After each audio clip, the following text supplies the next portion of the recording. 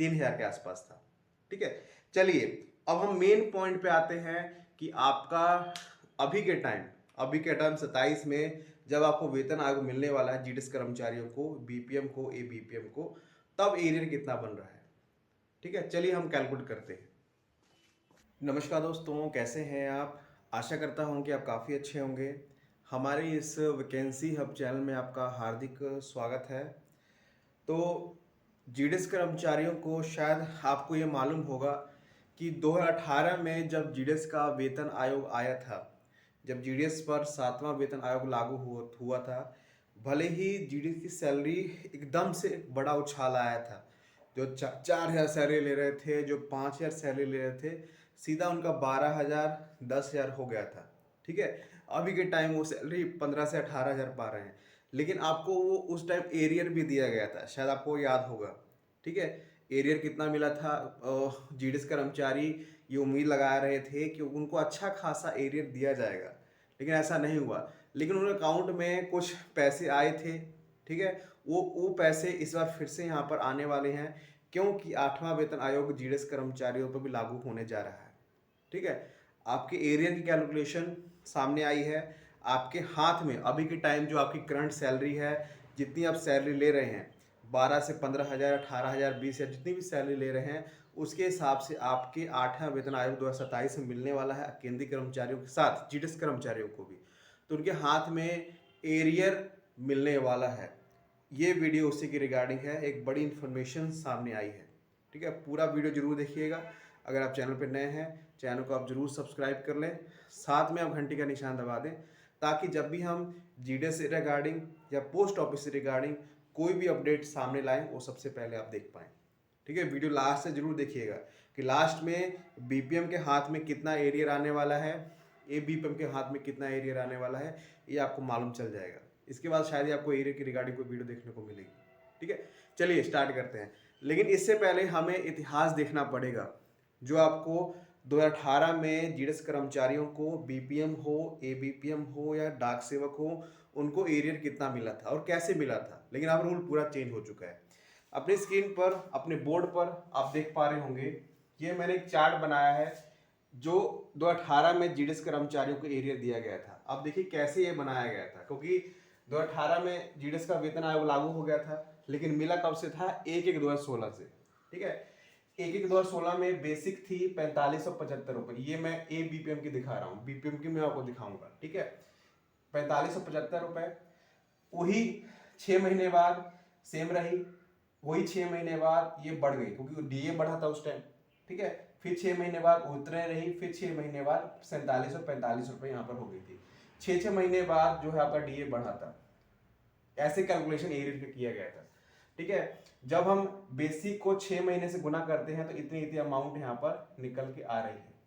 ठीक है, अब उसके बाद जीडीएस कर्मचारियों के बेसिक पर 2.57 फिटमेंट फैक्टर लगा था उस टाइम। ठीक है, बेसिक कितनी थी? इतनी मतलब 6 महीने बाद आपका बेसिक बढ़ रहा था, उसके हिसाब से आपका बेसिक भी 2.57 के हिसाब से बढ़ रहा था। देखिए मतलब 1/1/2016 में 11,758 रुपए, 1/7/2016 में ये बढ़कर मतलब 1/1/2018 में जब वेतन आयोग लागू हुआ था, आपका बेसिक 12,195 रुपए फिटमेंट फैक्टर के हिसाब से होना चाहिए था।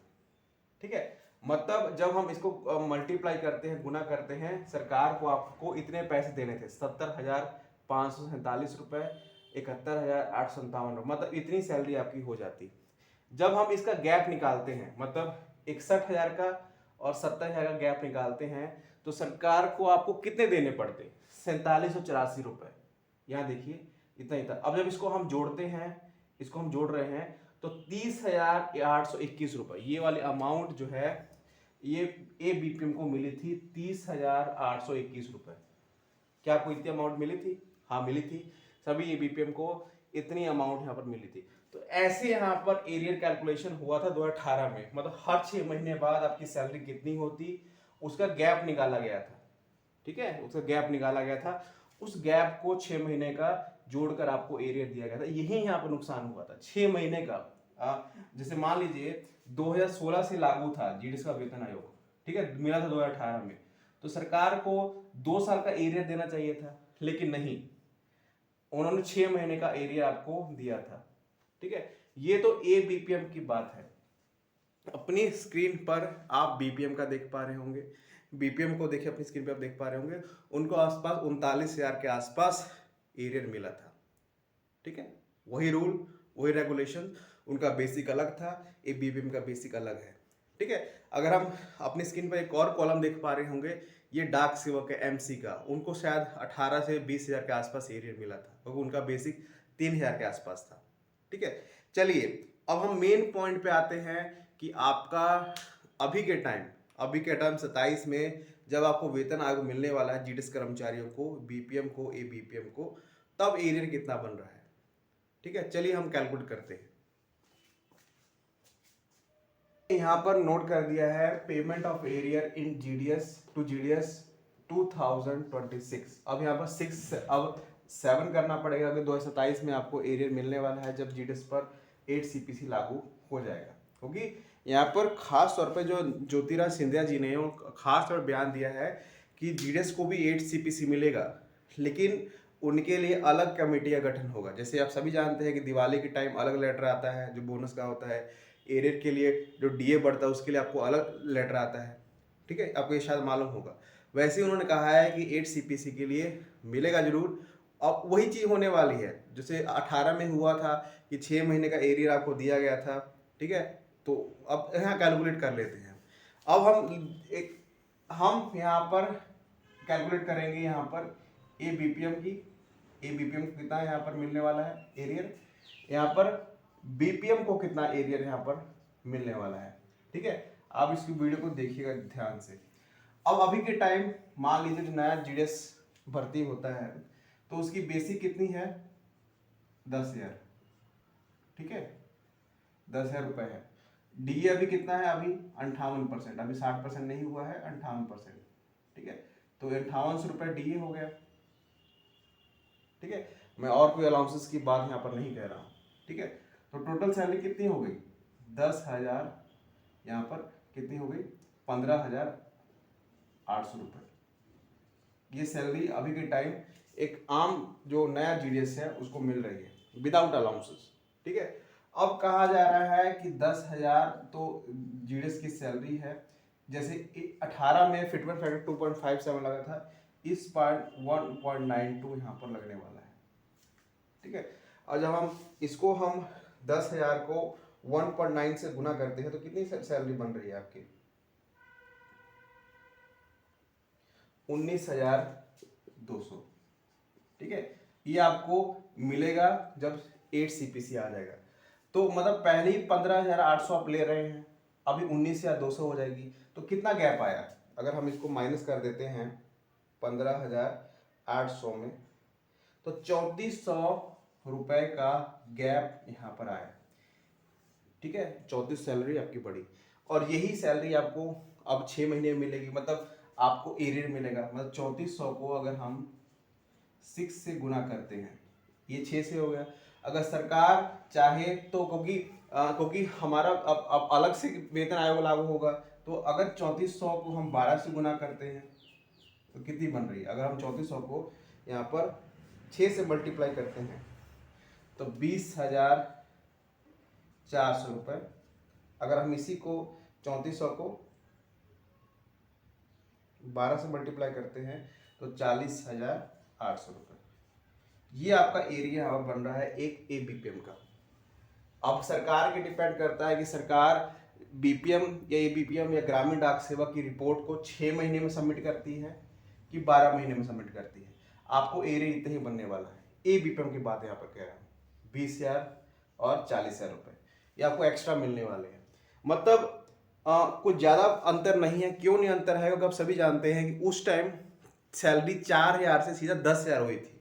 ठीक है, लेकिन इस बार सैलरी तो आप 15,000 ऑलरेडी पा रहे हैं। 15,000 से कितना पहुंचे आप 19,000 पे पहुंचे, तो ज़्यादा फायदा नहीं है, लेकिन बेसिक बढ़ा ये फायदा है। अब बीपीएम पे आते हैं। अब देखिए यहाँ बेसिक पे 12,000 लेते हैं आप, अब फर्क आपको दिखना चालू होगा। ठीक है, अब डीए 58% चल रहा है, तो 12,000 का 58% कितना होता है। अगर हम 12,000 का 58% निकालते हैं तो कितना बनेगा ये 6960 रुपये, ये आपका वो बना। जब इसको ऐड कर देते हैं तो 18,960 रुपये सैलरी एक बीपीएफ अभी के टाइम पा रहा है, अभी के टाइम। और जब वेतन आयोग लागू होगा 12,000 इंटू 1.96, जब इनको गुना करेंगे हम बेसिक को तो बनेगा आपका 23,520 रुपये, ये सैलरी बनेगी 8 सीपीसी की। अब कितना गैप है, पहले आप 18,000 ले रहे हैं, अब 8 सीपीसी के बाद आप कितनी सैलरी हो जाएगी, तो कितना गैप आया, अगर इसको हम माइनस करते हैं 18,960 तो 4560 रुपये का गैप आया। और वैसी कैलकुलेशन करते हैं 4560 को अगर सरकार 6 महीने में रिपोर्ट अपनी सबमिट करती है, 4560 को अगर 12 महीने में रिपोर्ट कर सबमिट करती है तो कितना आएगा, अगर हम इसको 6 से मल्टीप्लाई करते हैं तो 27,360 रुपये। अगर हम इसको मल्टीप्लाई करते हैं 12 से तो 54,720 रुपये। अब डिपेंड करता है कि सरकार 6 महीने में रिपोर्ट जमा करती है कि 12 महीने में। मतलब ये सिनेरियो होने वाला है आपके एरियर का, ठीक है। 20 से 25,000 आपको बीपीएम को मिलने वाले हैं, यहाँ पर 27 से 30,000 आसपास बीपीएम को मिलने वाले हैं, क्योंकि अब कैलकुलेशन बदल चुका है। क्योंकि पहले कैलकुलेशन अलग था, ठीक है, अब कैलकुलेशन आपको जैसे केंद्रीय कर्मचारी को डीए एरियर मिलेगा वैसे आपको भी मिलने वाला है, ठीक है। तो ये पूरा कैलकुलेशन है। हालांकि सरकार कितना टाइम लगाती है, अब सरकार जीडीएस को वेतन आयोग देने में कितना टाइम लगाएगी उतना ही आपका एरियर बढ़ेगा, 7 महीने, 8 महीने, 10 महीने, 12 महीने, उससे एरियर बढ़ता जाएगा, ठीक है। तो ये पूरा कैलकुलेशन आपके सामने हमने रखा। हालांकि सैलरी आपकी बढ़ेगी, बेसिक बढ़ेगा, लेकिन माइनर सा बढ़ेगा, ठीक है। जब डीए बढ़ेगा, बढ़ना चालू होगा, तभी आपको यहाँ पर फायदा देखना चालू होगा। तो ये पूरा वीडियो था, कैसा लगा आपको, इसको आप शेयर जरूर करिएगा। कितने सेटिस्फाई इस वीडियो से हैं, तमाम ग्रामीण डाक सेवक तक ये वीडियो पहुँचाइएगा, ठीक है। आशा करता हूँ कि सरकार आपको 8वां वेतन आयोग जल्दी यहाँ पर दे दे। धन्यवाद।